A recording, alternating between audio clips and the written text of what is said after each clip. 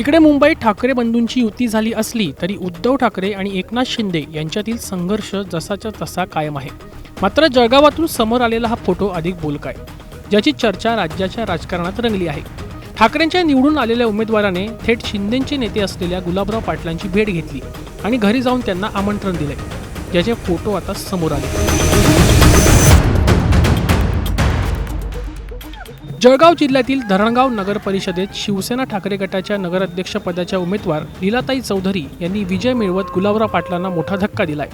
मात्र लीलाताई चौधरी यांच्या पदग्रहण सोहळ्यासाठी मंत्री गुलाबराव पाटील हे उपस्थित राहणार आहेत.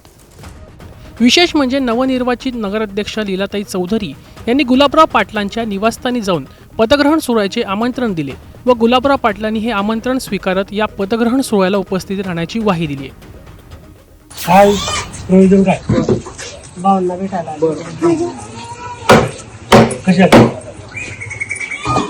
मी बोलली होती ना पत्रकार न्यूजवाल्याची आम्ही निवडून आले की भावना भेटायचं असं.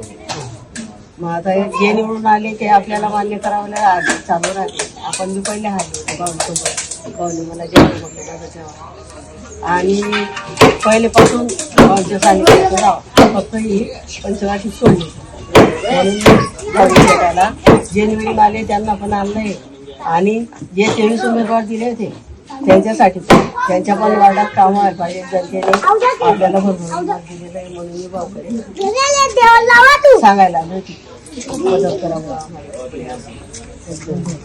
ते पत्र कसं लिहिलं तुम्ही म्हणता? पत्र आता पत्रकार सोडा पत्रकार